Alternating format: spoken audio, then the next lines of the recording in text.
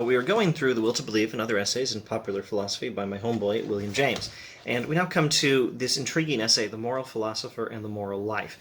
And I don't think in this video I'm going to give a thorough reading or interpretation of it.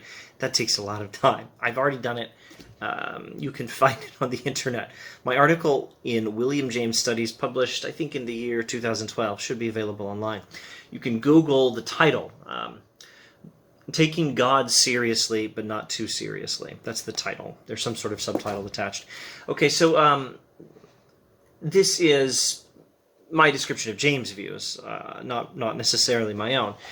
James takes God seriously, but I don't think James takes God quite as seriously as one particular interpreter, my friend and a wonderful person, Michael Cantrell, interpreted James as taking God more seriously than I think James, in fact, does.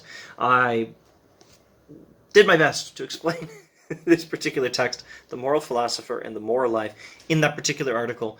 Google the title and see what you can find. You might find a short video introduction on this channel. If you want to know what I say about the essay as a whole. For now, let's just look at a couple of quick passages and move on.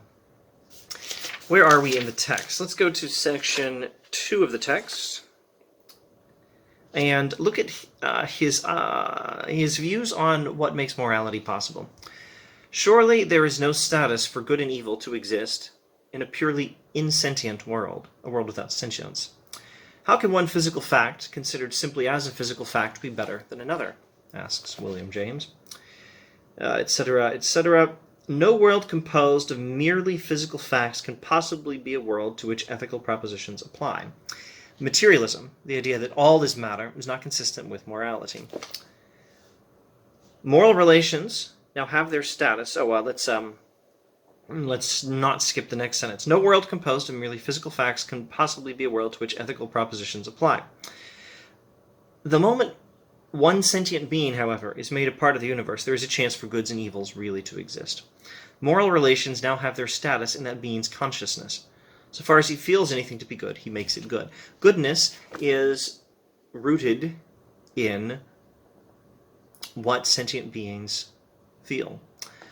Goodness is a real thing, but it depends on the existence of creatures with minds. It depends on the existence of creatures with feelings and perceptions, beings who prefer something. In a purely physical universe, there is no morality. In a universe where there are conscious beings who have preferences, there can be morality. And morality is what satisfies their preferences.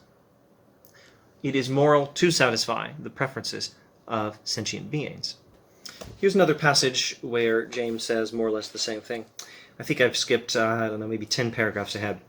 Take any demand, however slight, which any creature, however weak, may make, ought it not, for its own soul's sake, to be satisfied. Any demand, however slight, which any creature, however weak, may make, for its own soul's sake, for its own sake alone, it ought to be satisfied. The demand of some creature with sentience is what establishes morality. Skipping ahead 10 paragraphs. Here's another clause of some interest. The essence of good is simply to satisfy demand. So, morality does not exist in a world of pure matter. Morality exists only because there are beings with preferences and demands. That's the Jamesian view of where morality comes from. But what do we do with it? Stay tuned. The Moral Philosopher and the Moral Life by William James in The Will to Believe and Other Essays in Popular Philosophy. Although I have written about this and done my best to interpret this subtle and intriguing text in an article published in William James Studies, I believe in the year 2012. Although I have done that, I'm not going to do that in this video. In the last video, I briefly introduced James' idea that morality depends on sentient beings with preferences. Just because a sentient being has some preference or some demand, that demand ought to be satisfied for its own sake alone. That's the foundation of morality. Now, of course, this gives us the problem that not every demand of sentient creatures can be satisfied at the same time. We want different things. So, the moral philosopher, in James' understanding, must then come up with some strategy for reconciling all these differences. Some strategy for achieving the best possible world, for understanding what sort of set of obligations created by all these preferences can best satisfy as many of them as possible. Now, you can't make up a system of morality in advance. You can't figure out without a lot of time and experience what sort of set of obligations is going to consistently satisfy the most of these preferences. Let me rephrase that. What sort of...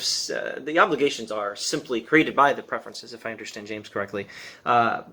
What sort of, let's say, set of moral rules is going to consistently satisfy most of these obligations and meet the demands of most of these preferences of these creatures?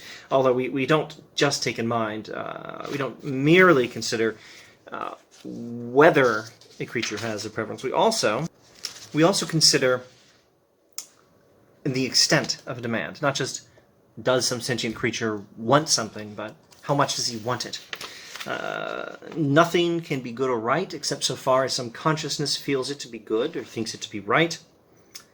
We see not only that without a claim actually made by some concrete person there can be no obligation, but that there is some obligation wherever there is a claim.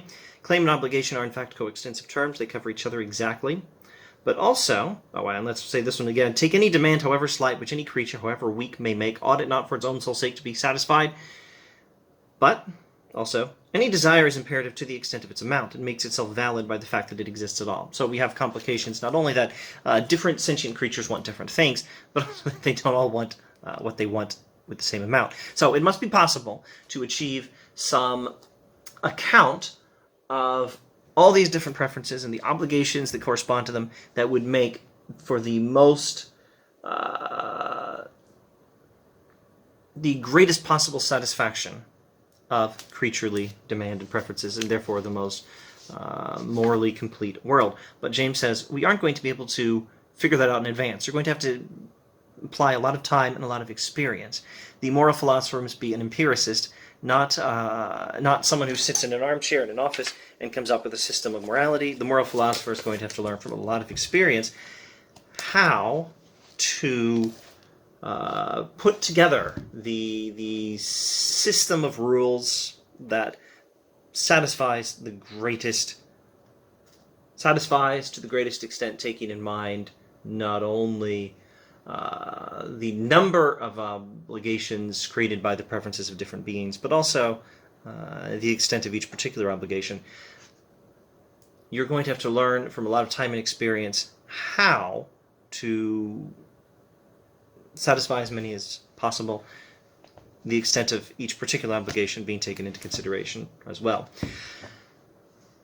The job of the moral philosopher is to figure that out, and you ought to be an empiricist. The first sentence of this essay, in fact, the main purpose of this paper is to show that there is no such thing possible as an ethical philosophy dogmatically made up in advance.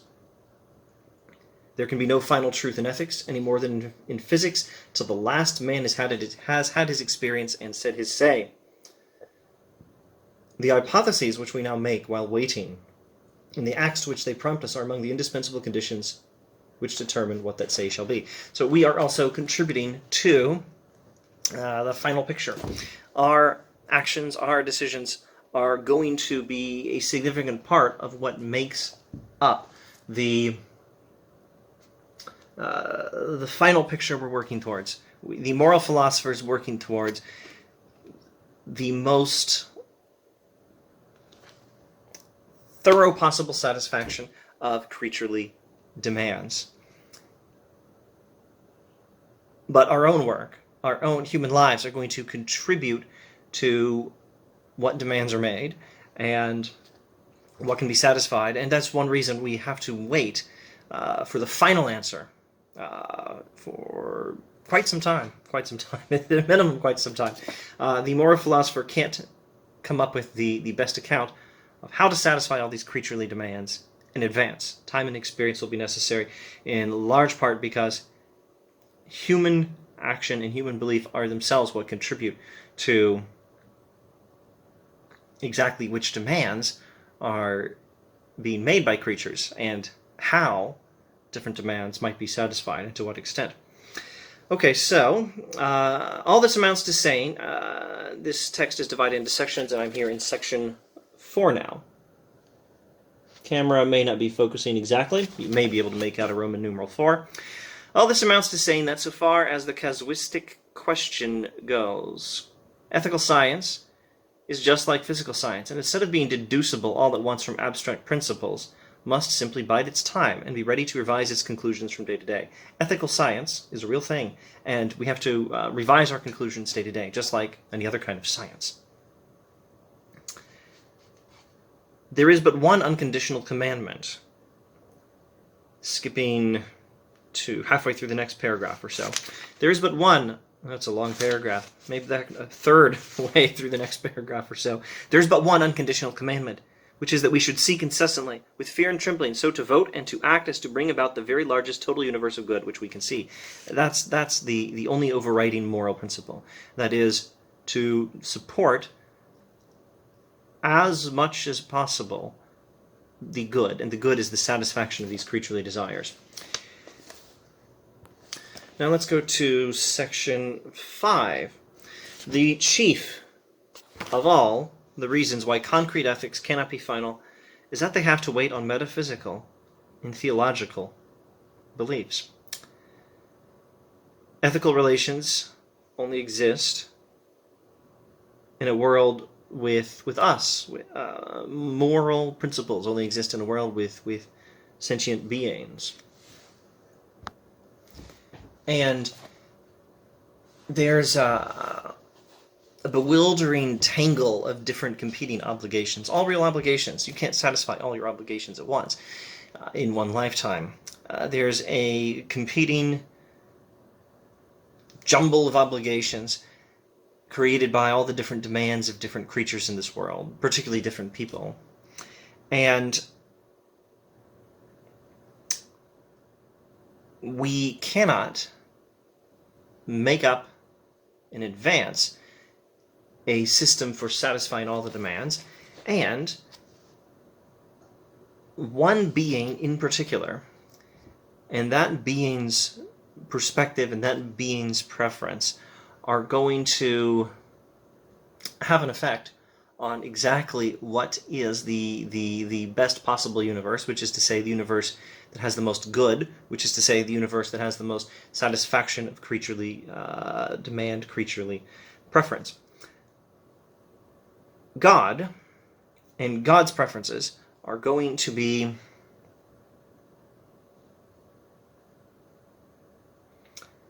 a major contribution to the final picture. And not only does God make a difference here, but belief in God makes a difference here. In a merely human world without God, the appeal to our moral energy falls short of its maximal stimulating power. We're still in section 5 here. We ought to satisfy as many demands as possible, achieve as much good as possible. But God, as James pictures God in this essay, is the good-willed highest being who is going to pursue the greatest good and will have a better understanding of the greatest good than the rest of us. And when we believe in God, we believe that these things are the case. We believe that there is such a being whose knowledge of how to achieve the greatest good exceeds our own, and who is supporting this greatest good, and we are inspired to join in the good work of God here. The moral perspective that believes in God is strengthened and inspired by this belief in God. When, however, we believe that God is there and that he is one of the claimants, one of the beings making a claim in the universe, the infinite perspective opens out. The scale of the symphony is incalculably prolonged. The more imperative ideals now begin to speak with an altogether new objectivity and significance, and to utter the penetrating, shattering, tragically challenging note of appeal. And the strenuous mood awakens at the sound. The strenuous mood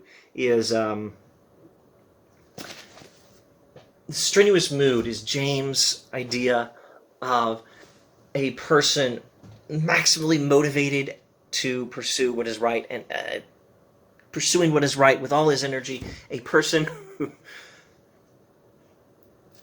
really, really working hard to do what is right and make the world as good as possible.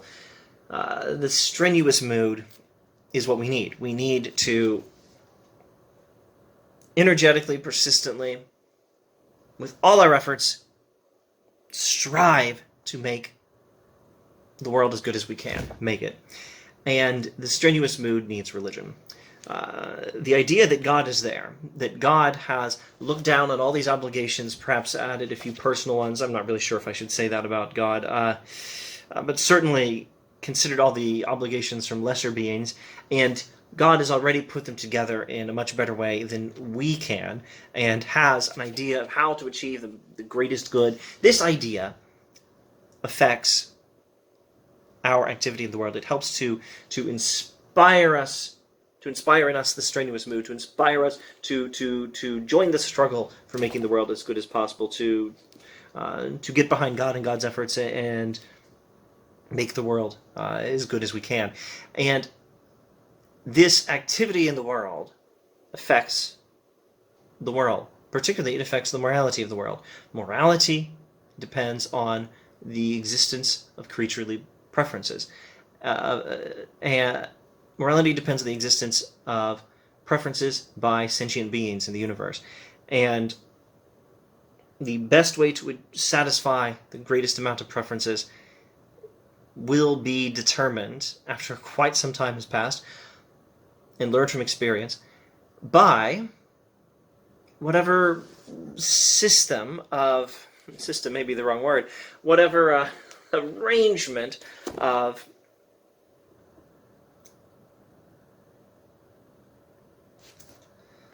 thoughts and rules and actions achieves the greatest satisfaction of these preferences. And we contribute to what preferences there are and to what means there are to satisfy them. And so the structure of the ordered moral universe we're trying to understand will be determined in part by our own actions. So you can't make it up in advance. You have to get out there and start building it. And we need the strenuous mood to do it, and we need religion to get the strenuous mood. At least most of us do. The idea that God is out there requiring us to do this and lending strength to the effort awakens the strenuous mood. The idea of God inspires this. These are wonderful words from James. The strenuous mood awakens the sound. Let's do another sentence again. The more imperative ideals now begin to speak when we believe in this God, with an altogether new objectivity and significance, and to utter the penetrating, shattering, tragically challenging note of appeal. The strenuous mood awakens at the sound. It saith among the trumpets, ha, ha, it smelleth the battle afar off, the thunder of the captains and the shouting. He's drawing from the book of Job in the Bible. There is this passage in the book of Job talking about the war horse. Now the war horse hears the sound of battle or smells the battle and rejoices, goes off to fight eagerly, because that's what the war horse is. This is this poetic description in the book of Job of the war horse rejoicing to go out and do battle. And it's long been taken, I believe, by an early pope. Don't quote me on this, but I want to say it was Gregory the Great, and I want to say Gregory the Great is the name of an early pope. Anyway, it's been read for quite some time, this passage, allegorically, or maybe I should say morally, as some sort of an image. Yes, I think allegory is an appropriate term. It's been read allegorically as an image of the human soul inspired to fight evil. And that's how James is using it here. The strenuous mood awakens at the sound. It saith among the trumpets, ha, ha, it smelleth the battle afar off, the thunder of the captains and the shouting. The strenuous mood awakens. We are inspired to do good by the idea of God. And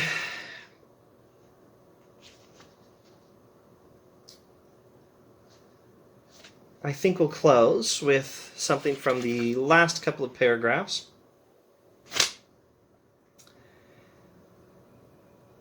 we've talked about God awakening in us the strenuous mood. Let's talk about this next thing. It would seem to, and this is my final conclusion, that the stable and systematic moral universe for which the ethical philosopher asks is fully possible only in a world where there is a divine thinker with all-enveloping demands. If such a thinker existed, his way of subordinating the demands to one another would be the finally valid casuistic scale. His claims would be the most appealing. His ideal universe would be the most inclusive, realizable whole. If he now exists, then actualized in his thought already must be that ethical philosophy which we seek as the pattern which our own must evermore approach.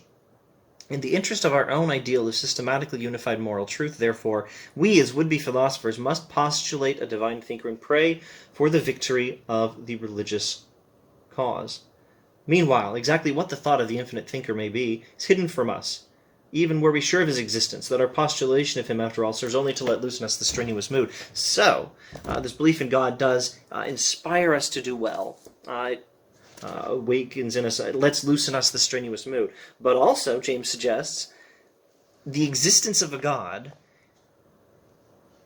of an all-knowing, or at least dramatically wiser than we are, God, who is entirely good-willed, is a necessary condition for there even to exist, at least at this time, an account of the best possible set of obligations, of the best way of satisfying all these different demands. God, James presumes, as a good-willed being, wants this. And God has in mind already, if God exists, an ideal universe. God's preferences are for the most inclusive, realizable whole. God is already willing that best possible world, if God exists. And though we do not know that God exists, the idea that God exists and wills this best possible moral world is an inspiration to us. And if the best possible set of obligations, i.e. an obligation to bring about that best possible world, if that set of obligations exists at all, it must be known and willed only by the mind of God.